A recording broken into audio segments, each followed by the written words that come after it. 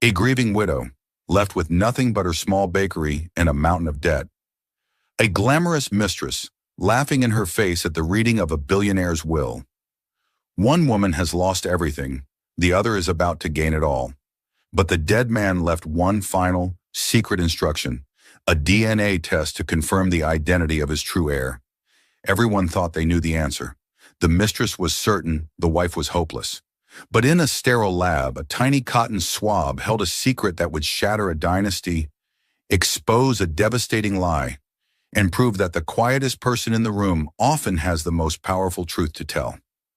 The rain that fell on the day of Walter Montgomery's funeral was a cold, relentless drizzle, the kind that seeps into your bones and chills you from the inside out. For Lori Bennett, it felt like the sky was weeping with her. Standing under a simple black umbrella, her worn coat pulled tight around her small frame, she was a ghost at her own husband's farewell. Walter Montgomery. The name itself was a skyscraper, a monument of steel and glass that dominated the city skyline. Founder of Montgomery Holdings, a real estate empire worth billions, he was a man of immense power and even greater secrets. To the world, he was a titan of industry. To Lori, for 10 years, he had simply been Walter. The man who loved the smell of her yeast-leavened bread more than the scent of money, who would sneak into her small bakery. The rolling pin, after hours, his expensive suit dusted with flour, and share a warm croissant with her in the quiet glow of the ovens. They had a simple life, a life Walter insisted on keeping separate from his corporate kingdom. He'd bought her the bakery, her lifelong dream, and their cozy two-bedroom house in a quiet, tree-lined suburb felt like a world away from his penthouse apartment downtown. He called it his sanctuary, his escape. Lori, hopelessly in love, had believed him. She never asked for more, content with the gentle, quiet man she knew, not the cutthroat mogul on the cover of business magazines. Now he was gone. A sudden, massive heart attack in his office on the 80th floor. He was 58. Lori was 35.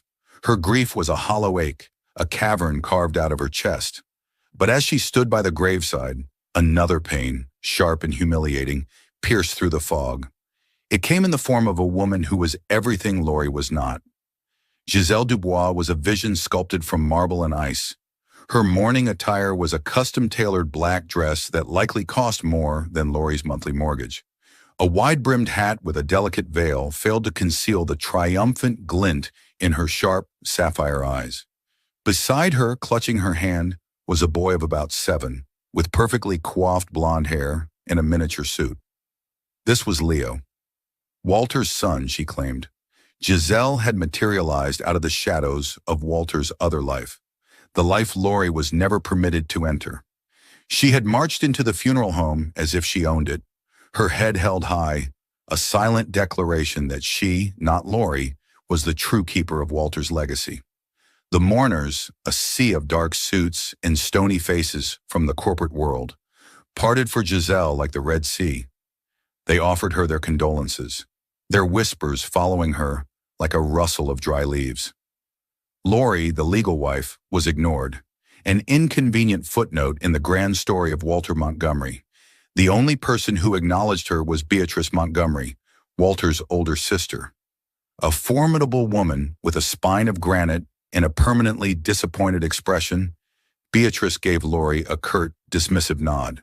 "Lori," she said, the name sounding like an unpleasant taste in her mouth. "A tragic day." There was no comfort in her words, only a cold finality. Beatrice had never approved of the marriage, viewing Lori as a common baker who had somehow ensnared her brilliant brother.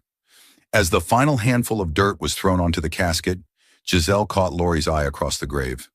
A slow, cruel smile spread across her perfectly painted lips. It was a smile of victory, a promise of what was to come. Lori felt a tremor of fear. Her quiet life with Walter had been a fragile bubble, and she was just now realizing how sharp the world was outside of it. The drive to the law offices of Adler, Finch and Strauss for the reading of the will was a blur. Lori's best friend, Sophie Chen, a fiercely loyal lawyer who worked in a different field, held her hand the entire way. "You're his wife, Lori," Sophie insisted, her voice a comforting anchor in the storm. "You are legally entitled to a spousal share. No matter what that woman thinks, the law protects you. But Lori wasn't so sure. Walter had always been cagey about his finances, waving away her questions with a gentle, "Don't you worry your pretty head about it. I've taken care of everything." She had trusted him. Now she prayed that trust hadn't been a fool's errand. The boardroom was as opulent and intimidating as Walter himself. A long mahogany table gleamed under a crystal chandelier. Beatrice was already seated at its head, her posture ramrod straight. Giselle and Leo were on one side, looking like a royal family in mourning. Lori and Sophie took seats opposite them, feeling like paupers invited to a king's feast. Mr. Jonathan Adler, Walter's longtime attorney, a man with kind eyes but a somber demeanor, entered the room carrying a thick leather-bound document. "Thank you all for coming on such a difficult day," he began, his voice resonating in the quiet room. "We are here to read the last will and testament of Walter Harold Montgomery."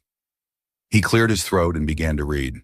There were bequests to charities, a trust for his sister Beatrice, and generous bonuses for his executive staff.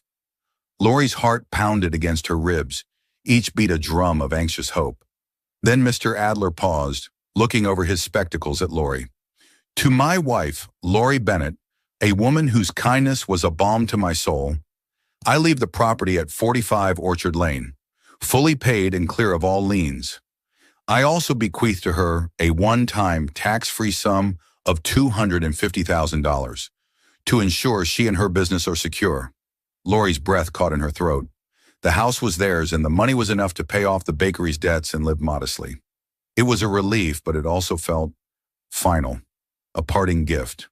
Not the provision of a partner, but the severance package of an employee. Across the table, a soft musical sound floated through the air. It was the sound of Giselle Dubois laughing. Giselle's laugh wasn't loud or boisterous.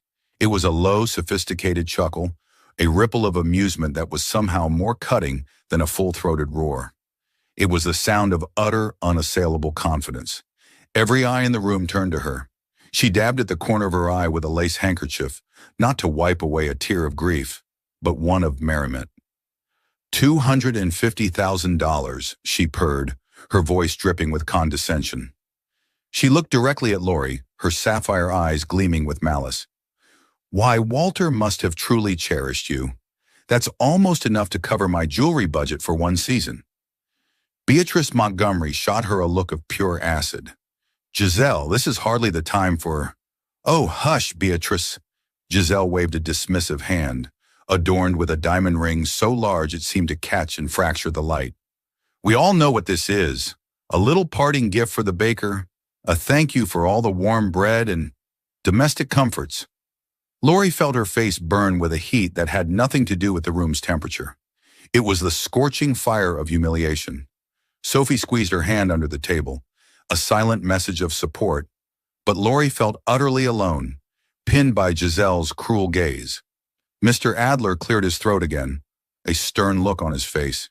"If I may continue—" "Please do, Jonathan," Giselle said, leaning forward and placing her elbows on the polished table.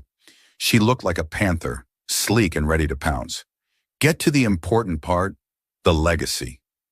Mr. Adler adjusted his tie and continued reading, his voice now devoid of any warmth. "All remaining assets, including but not limited to my controlling shares in Montgomery Holdings, all domestic and international properties, my investment portfolios, art collections, and liquid assets are to be placed in a single, irrevocable trust." He paused, the silence in the room stretching into a tense, vibrating wire. This was it. The billions. The empire. "This trust," Mr. Adler read, his voice heavy with significance, "is to be administered for the sole benefit of my son and my only heir, Leo Dubois." The words landed like a physical blow. Lori felt the air rush out of her lungs. She looked at the small blond boy sitting beside his mother. He was fidgeting with a toy car, oblivious to the immense weight that had just been placed on his young shoulders. Giselle's smile was blinding. She reached over and smoothed Leo's hair, her touch proprietary, her expression one of pure, unadulterated triumph. She had won. She had won it all. "Of course," she said softly, as if it were the most obvious thing in the world. "My Leo, Walter's only son, his pride and joy." She turned her gaze back to Lori. The pity in her eyes was more insulting than the laughter had been. "You see, dear," she said, her voice a syrupy whisper, "some women provide comfort. Other women provide heirs." Walter understood the difference. He knew who was truly important. He knew who would carry on his name. The implication hung in the air, thick and poisonous. Lori had been the helpmeet, the diversion. Giselle had been the mother of his legacy. Lori's 10 years of marriage, of love, of shared quiet moments, had just been rendered meaningless, erased by this woman and her son. Beatrice looked thunderous, her lips pressed into a thin white line. She may have disliked Lori, but her brother posthumously declaring this woman's child as his sole heir was a deep, familial insult. "I think," Lori said, her voice a choked whisper, "I think I need some air." She stood up, her legs trembling. She felt dizzy, the opulent room tilting around her. Sophie was at her side instantly, her arm a steadying presence. As they walked toward the door, Giselle's voice followed them, a final parting shot.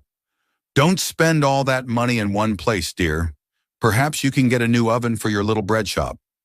The laughter of her victory echoed in Lori's ears as the heavy oak door closed behind them. In the hallway, the dam of her composure finally broke. Sobs racked her body, deep, gut-wrenching sounds of grief and betrayal. It wasn't about the money. It was the complete and utter invalidation of her life with Walter. He had built a wall between his two worlds, and in the end, he had made it brutally clear which world truly mattered. Sophie held her, letting her cry. "She's a monster, Lori. A soulless, gold-digging monster." "He lied to me, Soph," Lori wept, her face buried in her friend's shoulder. "For 10 years he lied. Our life, it was a lie." She thought of her own son, Finn, her sweet 8-year-old Finn, who was at home with a babysitter, happily building a castle out of Legos, unaware that his world had just been turned upside down. Finn, whom Walter had always treated with a kind, if slightly distant, affection. He'd called him Lori's boy. He'd never once hinted at a desire to adopt him, to make him his own. Now Lori understood why. He already had a son, a real son. As Sophie led her towards the elevator, the boardroom door opened again. Mr. Adler stepped out, his expression grave. "Lori, Mrs. Bennett," he corrected himself quickly. "Might I have a word? There is one more clause, a stipulation. It's of the utmost importance." Lori looked at him through tear-filled eyes, too numb to process what he was saying. What more could there be? The humiliation was complete. The fortune was gone. She was nothing but the baker, the poor wife, cast aside for the mother of the real heir. Lori wanted to refuse, to just get in the elevator and flee the building that felt like a monument to her husband's deceit. But something in Mr. Adler's eyes, a flicker of urgency, perhaps even pity, made her pause. Sophie, ever the lawyer, gave a sharp nod. "We'll listen, Mr. Adler." He led them back into the boardroom. The atmosphere had shifted. Giselle was no longer smiling. She stood by the window, her arms crossed, tapping an impatient rhythm on her arm with a perfectly manicured nail. Beatrice remained at the table, her face an unreadable mask of cold fury. "What is it, Jonathan?" Giselle demanded, turning around. "Is there some sort of delay in the transfer of the assets?" "My son is the heir. It's quite clear."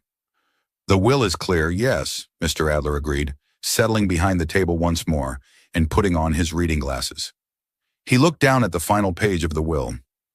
However, Walter was a meticulous man. He left nothing to chance.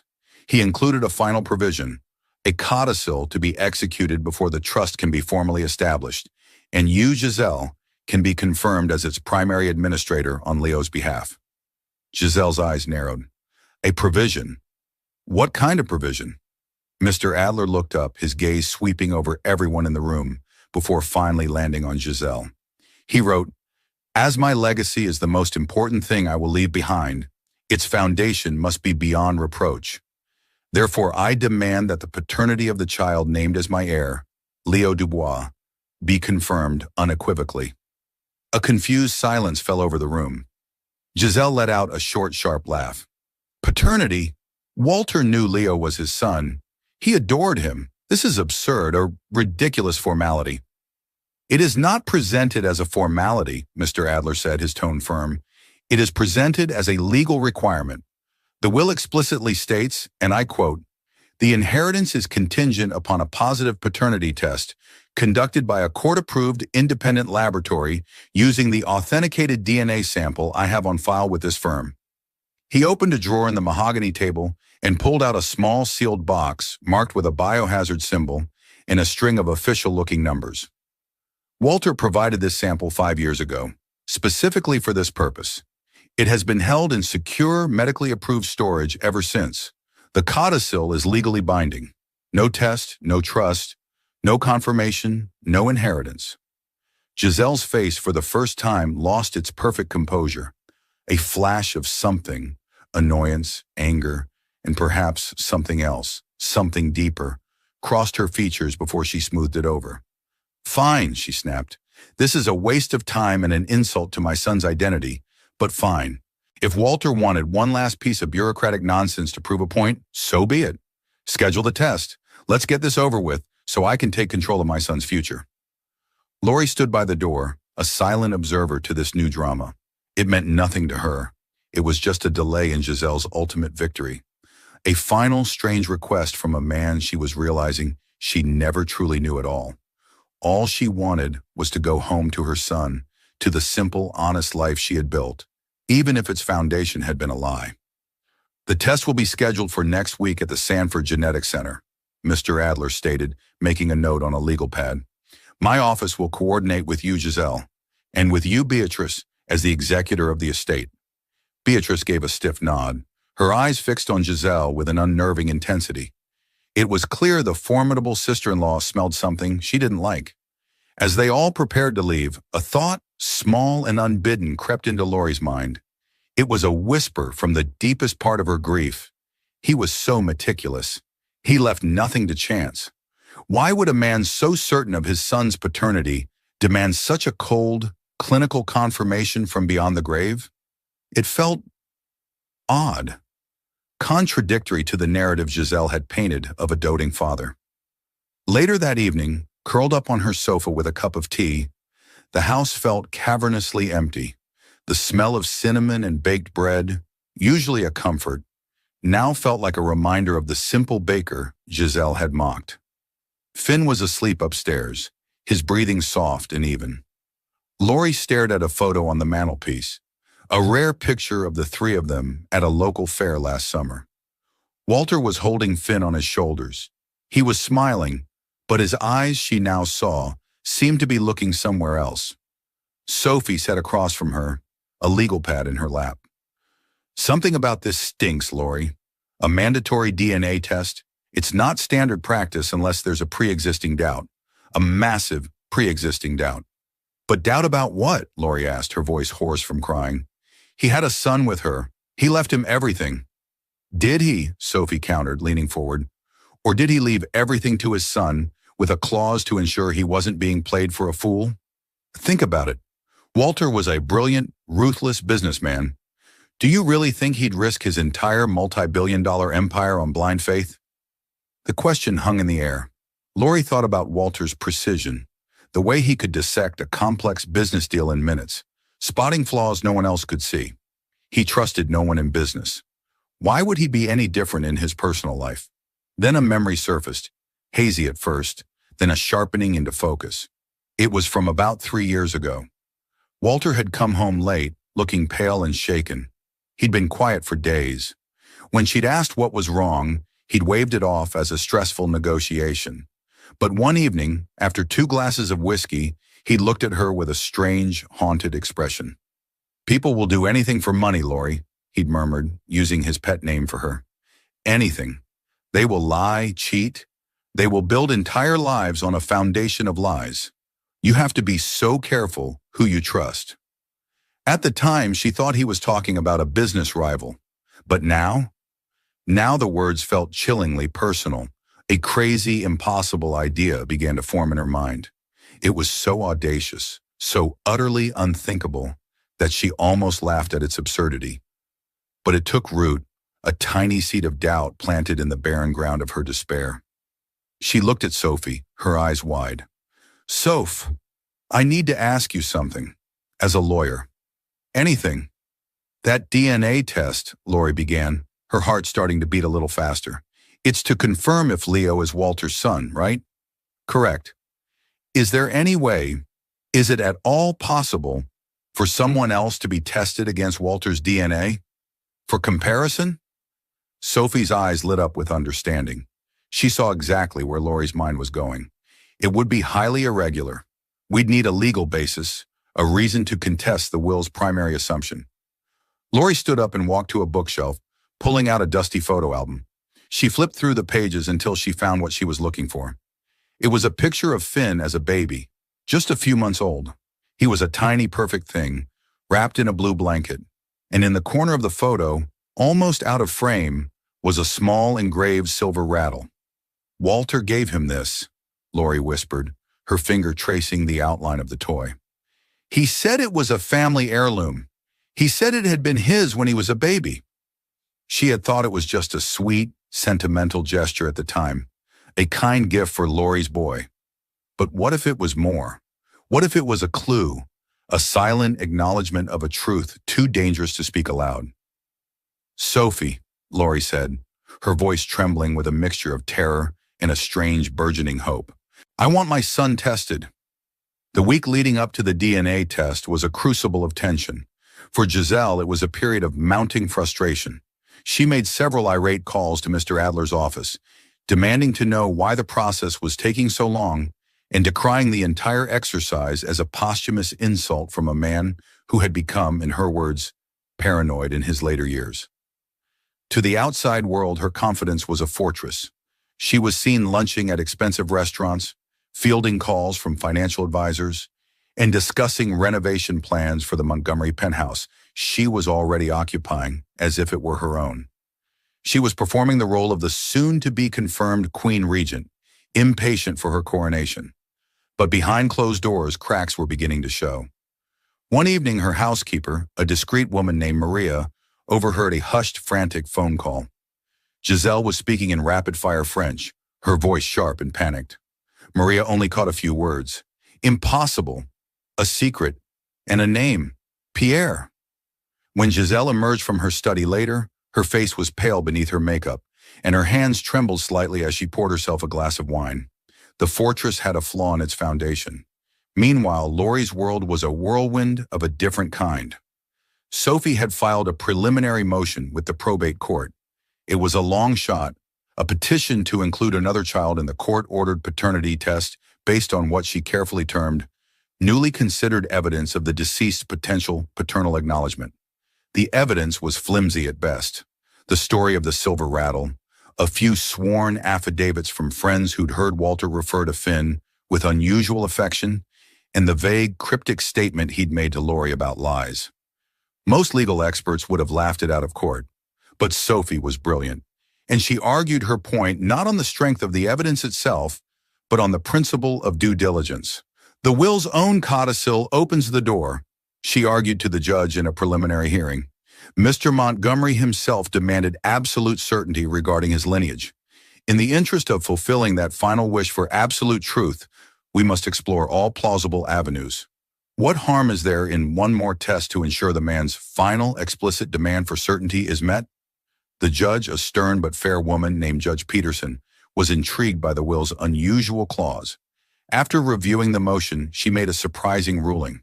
While she wouldn't officially contest the will on Lori's behalf yet, she granted the request for Finn's inclusion in the testing. It was an addendum, not a challenge. Leo Dubois remained the presumed heir, but now a second set of data would be collected. When Giselle was informed, her rage was volcanic. She called Lori directly, her voice a venomous hiss over the phone. "What do you think you're doing?" she shrieked. "Dragging your bastard son into this? Are you that desperate for a piece of the pie? Walter felt sorry for you, that's all. He tolerated your little boy because he was sleeping with his mother. Don't you dare try to spin that pity into a payday." Lori stood in her kitchen, the phone pressed to her ear, and for the first time she didn't flinch. The raw humiliation from the will reading had been cauterized, replaced by a cold, hard resolve. "My son's name is Finn," Lori said, her voice steady and clear. And if Walter was so paranoid about his legacy, then he should have no objection to one more swab of a cheek to make sure the truth comes out, whatever that truth may be. She hung up before Giselle could respond, her hands shaking not from fear, but from adrenaline. She had no idea what the test would reveal. The logical part of her brain told her it was a fool's hope, a fantasy spun from grief. Finn had her eyes, her smile. She saw nothing of Walter in him, but love and biology were two different things. Her love for Walter had blinded her to so much. What if her grief was now blinding her to a truth that had been hiding in plain sight all along? The night before the test, she sat on Finn's bed, watching him sleep. He was 8 years old, a bright, happy boy who loved science and soccer in equal measure. He knew his dad, Walter, had passed away, and he was sad, but his life was so blessedly simple.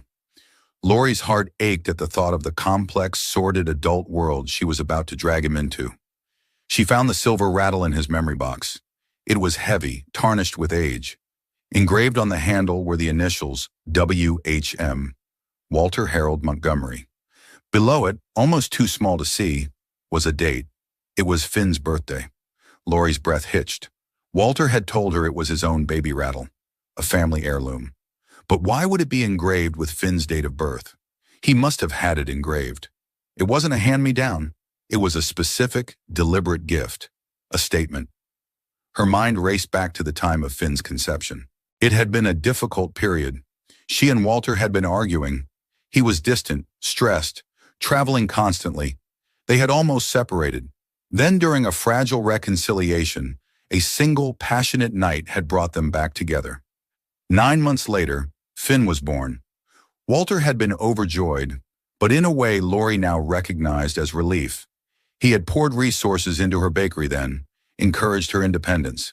It was as if he was setting her up, making sure she was provided for, but at arm's length. Was it possible?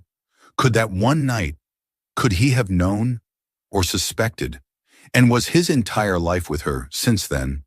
The separate houses, the carefully walled-off worlds, an elaborate, decade-long attempt to protect a secret? She clutched the rattle in her hand.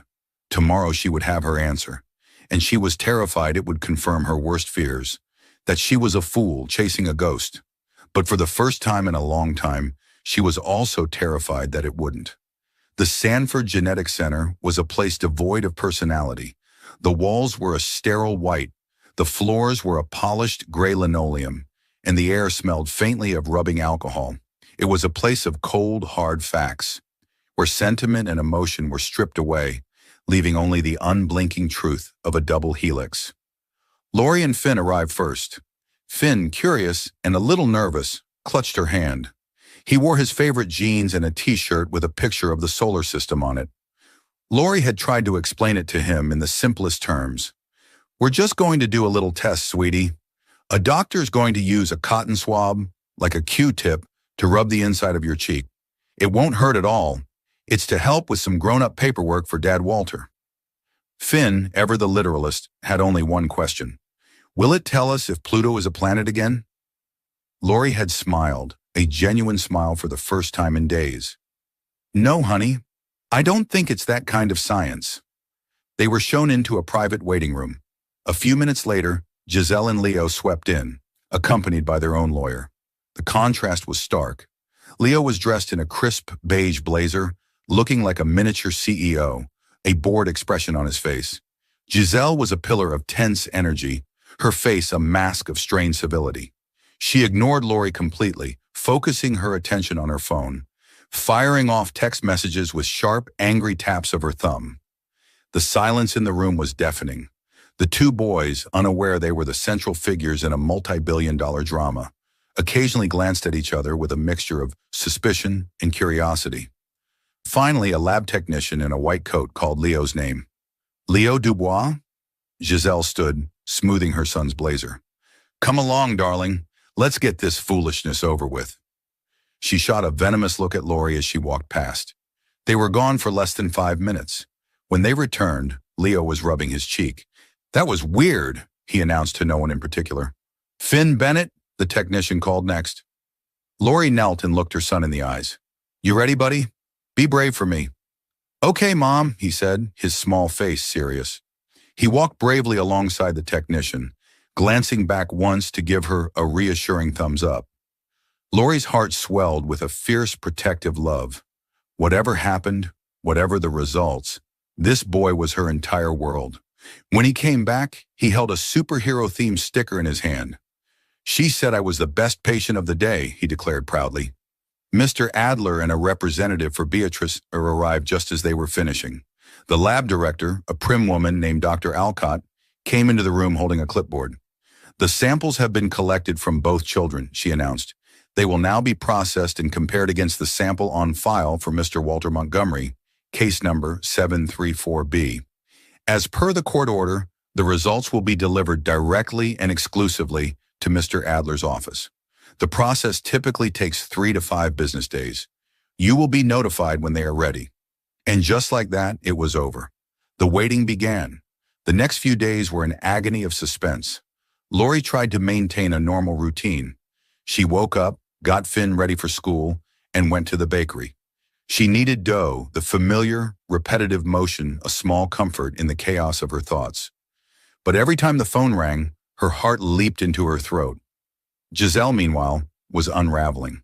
She canceled her lunch reservations. She stopped taking calls from her financial team. The confident queen was gone, replaced by a caged animal. She was spotted one afternoon having a heated argument in a quiet cafe with a handsome European-looking man. Their voices were low and angry. The man was gesturing wildly. The name Maria had overheard. Pierre seemed to fit him perfectly. Giselle left the cafe alone, her face pale and tear-streaked. Beatrice Montgomery, ever the stoic observer, was quietly making her own moves. She had lunch with Sophie Chen, a meeting that stunned everyone. Over salads at a discreet hotel restaurant, the frosty sister-in-law asked pointed, intelligent questions. She wasn't warm, but she was thorough. She wanted to understand the basis for Lori's claim, the nature of Walter's relationship with Finn, the details of his behavior in the last years of his life. She was a woman who valued truth above all else, and she was beginning to suspect that the truth of her brother's life was far more complex than she had ever imagined. On the 5th day, a Friday afternoon, the call came. It was Mr. Adler's assistant. Mr. Adler requests your presence at his office on Monday morning at 10 a.m. for the presentation of the genetic test results. All relevant parties have been summoned. Lori's hand trembled as she hung up the phone. 3 days. She had 3 more days until she knew. She looked around her bakery, at the warm, flour-dusted surfaces, the comforting smell of her life's work. She didn't know if this was the end of her simple life or the beginning of an entirely new, terrifying one. She closed the shop early and picked Finn up from school. Instead of going home, she drove to the park. They fed the ducks, kicked a soccer ball around, and lay on the grass, looking for shapes in the clouds. She held him tight, breathing in the scent of his hair, trying to brand this simple, perfect moment into her memory. "I love you, Finn," she whispered into his hair. "No matter what happens, you and I are a team. Always." "I love you too, Mom," he said, squeezing her back. "Are we a team like the Avengers?" "Even better," she said, her voice thick with emotion. "We're Team Bennett." As the sun began to set, casting long shadows across the park, a profound sense of peace settled over her. She had done all she could do. The truth was now in a sealed envelope, waiting, and for the first time she felt ready to face it. The boardroom at Adler, Finch and Strauss felt even colder and more imposing on Monday morning. The air was thick with a palpable, suffocating tension. Everyone was present. Lori sat with Sophie, her hands clasped tightly in her lap, her heart a frantic bird beating against her ribs. Across the table, Giselle sat next to her lawyer, her face a carefully constructed mask of indifference, but her constantly tapping fingers betrayed her agitation. Beatrice Montgomery was at the head of the table, her expression as stern and unyielding as a hanging judge. Mr. Adler entered carrying a single, sealed manila envelope. He didn't offer greetings or pleasantries. He sat down, placed the envelope in the exact center of the gleaming table, and put his hands on top of it. "I have received the certified report from the Sanford Genetic Center," he announced, his voice grave. The report contains the analysis of the DNA samples from Leo Dubois and Finn Bennett, compared against the verified sample of Walter Montgomery. He looked at Giselle. The primary purpose of this test, as stipulated in the will, was to confirm the paternity of the designated heir, Leo Dubois. Giselle lifted her chin, a flicker of her old arrogance returning. Then let's get on with it. Confirm it, and let us move on with our lives. Mr. Adler held her gaze. He slid a letter opener under the flap of the envelope and slid it open with a soft, final rip. He pulled out a multi-page document, stapled at the corner. He scanned the first page, his expression unchanging. The report begins with the analysis of subject Leo Dubois, he said, his voice slow and deliberate. He looked up from the page, his eyes settling on Giselle. A genetic comparison was performed between Walter Montgomery and Leo Dubois across 23 distinct genetic markers. He paused, letting the silence stretch. Every person in the room held their breath. The conclusion of the laboratory is as follows, Mr. Adler continued, reading directly from the report. The alleged father, Walter Montgomery, is excluded as the biological father of the child, Leo Dubois. The probability of paternity is 0%. The words dropped into the silent room like stones into a deep, still pond. 0%. For a moment, no one moved. It was as if the world had frozen. Then Giselle let out a sound, a choked, strangled gasp. No, she whispered, her voice cracking. No, that's not possible. It's a mistake. The lab made a mistake. They mixed up the samples. The chain of custody for the samples was documented and legally verified, Giselle, Mr. Adler said, his voice firm but not unkind. There was no mistake. There has to be, she shrieked, her composure shattering like glass. She jumped to her feet, her chair scraping loudly against the floor. Walter is his father. He is. Laurie stared at her, stunned into silence. The laughing, triumphant mistress was gone. In her place was a desperate, frantic woman on the edge of a precipice. Beatrice Montgomery's face was a study in controlled rage. She looked at Giselle with pure, unadulterated contempt. All this time, Beatrice said, her voice low and dangerous, all this time you have been playing this family for fools? You brought a stranger's child and tried to pass him off as a Montgomery. He is not a stranger's child, Giselle sobbed, tears now streaming down her face, ruining her perfect makeup. Walter and I, but the lie was too big to hold. It crumbled under the weight of the scientific fact lying on the table. Her carefully constructed world was collapsing around her in a storm of her own making. Laurie felt a dizzying wave of emotions, shock, disbelief, and a profound, unexpected pang of pity for the weeping woman across the table. But before she could fully process this first revelation, Mr. Adler cleared his throat, holding up the report. There is more, he said, his voice cutting through Giselle's hysterics. He looked directly at Laurie. The kindness was back in his eyes, mixed with something that looked like awe. As per the judge's addendum, a second test was performed. He turned to the next page of the report. A genetic comparison was performed between Walter Montgomery and Finn Bennett. Laurie's heart stopped. This was it, the moment of truth. She gripped Sophie's hand so hard her knuckles turned white. Mr. Adler took a deep breath. The results show a conclusive match at all 23 genetic markers. The report concludes, the probability of paternity is 99.9999999%. Walter Montgomery cannot be excluded as the biological father of the child, Finn Bennett. He looked up from the page, a small, almost imperceptible smile on his lips. Congratulations, Mrs. Bennett.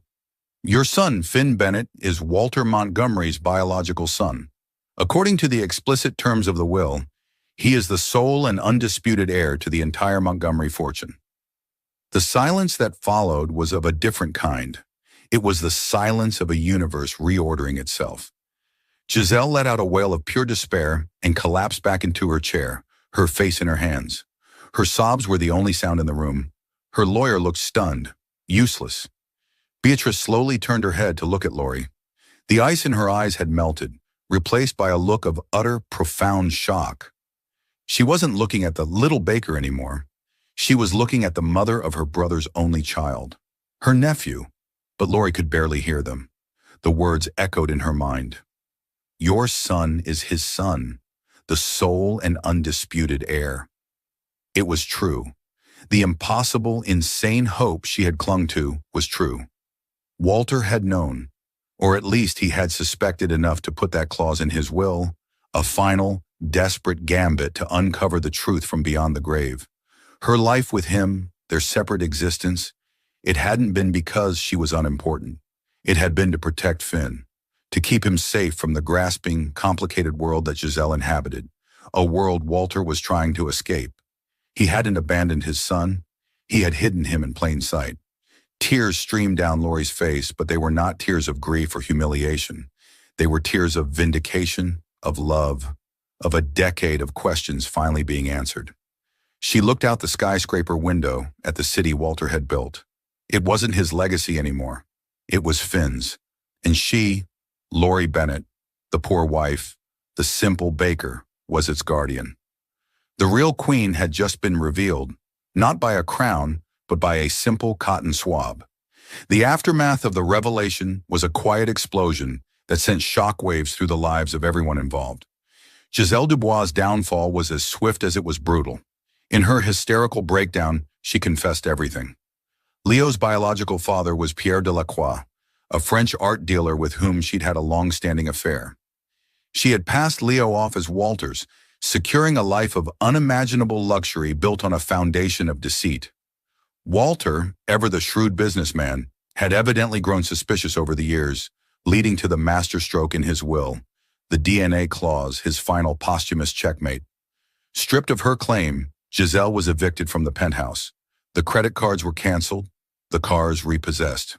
Pierre, upon learning that his son was not the heir to billions, but was now the center of a massive scandal, vanished back to Europe, leaving Giselle to face the consequences alone.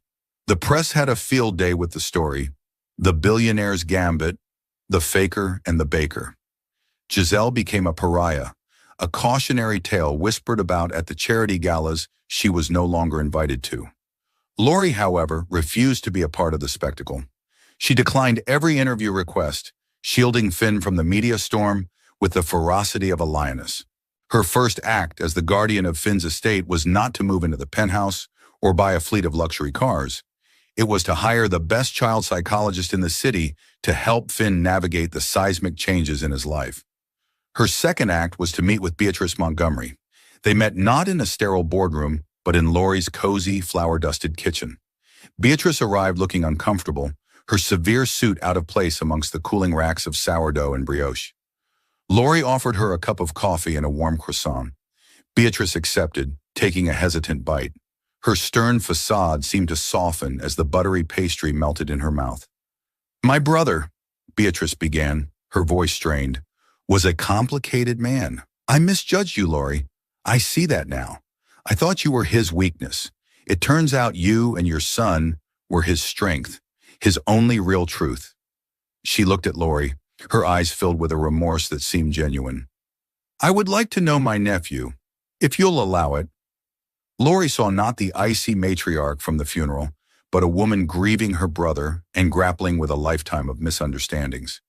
He'll need his family, Beatrice, Lori said softly. He'll need to know where he came from. It was the beginning of an unlikely but powerful alliance. The Montgomery Holdings Board of Directors, a grim-faced collection of men in pinstripes, were initially wary of the baker who now effectively controlled the company through her son's trust. They expected her to be a puppet, easily manipulated. They were wrong. Lori attended the first board meeting with Sophie and Beatrice by her side. She didn't pretend to understand complex financial derivatives or hostile takeovers. Instead, she spoke about legacy. Walter Montgomery built this company to create things that last, she said, her voice clear and steady in the intimidating room. Buildings, communities. Finn's legacy will not be about just accumulating wealth, but about building things of value. We will continue to be profitable, but we will also be ethical. We will invest in community projects, in affordable housing, in sustainable architecture. Montgomery Holdings will stand for something more than just a number on a stock ticker. The old guard was stunned, But Lori, with Beatrice's support and Sophie's legal acumen, began to slowly but surely reshape the company's culture. She was not a titan of industry, but she had something more powerful, an unshakable moral compass. She never moved into the penthouse. She and Finn stayed in their cozy house on Orchard Lane. She used a portion of the estate's funds to pay off her home and bakery, securing her own independence. Then she opened 3 new locations of the Rolling Pin, creating dozens of jobs and establishing a profit-sharing program for her employees. Her hands, once covered in dough out of necessity, were now covered in dough out of joy. One afternoon, Mr. Adler called. Giselle's lawyers had reached out. She was destitute, struggling to make ends meet for herself and Leo. Lori thought for a long time. She thought of the laughing, cruel woman at the will reading, but she also thought of Leo, a little boy who was just as innocent in all this as Finn was. She established a modest, anonymous trust, administered through Mr. Adler's office. It would be enough to cover Leo's education and living expenses until he was 18. There was one condition. Giselle could never contact Lori or Finn again. It was not an act of forgiveness, but one of compassion. It was a final closing of a painful chapter, done on her own terms. One crisp autumn evening, a year after Walter's death, Lori was in her kitchen, teaching Finn how to knead bread. His small hands, dusted with flour, pushed and folded the dough. Beatrice was there, sitting at the table, a genuine smile on her face as she watched them. The house was filled with the warm, comforting scent of baking bread and the sound of Finn's happy laughter. Lori looked at her son, his face a perfect, beautiful blend of her features and the ones she now recognized from the man she had loved. She had the money, the power, the empire. But in that quiet, simple moment, surrounded by family and the smell of home, she knew what true wealth really was. It wasn't the fortune Walter had left behind. It was the legacy he had hidden, the son he had protected, and the incredible, unexpected strength she had found within herself. She was no longer the poor wife. She was Lori Bennett, and she was finally, completely free. In the end, this wasn't just a story about a shocking DNA test or a hidden fortune. It was a story about the nature of truth and the quiet strength of integrity. Lori Bennett started with nothing but her dignity, while Giselle Dubois had everything but. When the lie that held up Giselle's world was exposed, her entire life crumbled into dust, leaving her with nothing. But Lori, who never asked for a fortune, was the one who was truly rich all along. Rich in character, in love for her son, and in the simple, honest work of her hands. She reminds us that true power isn't about the money you have, but the values you hold. The world may be drawn to loud, flashy displays of wealth, but real, lasting legacies are built on foundations of truth. What did you think of Lori's final act of quiet compassion for Leo? Let us know in the comments below.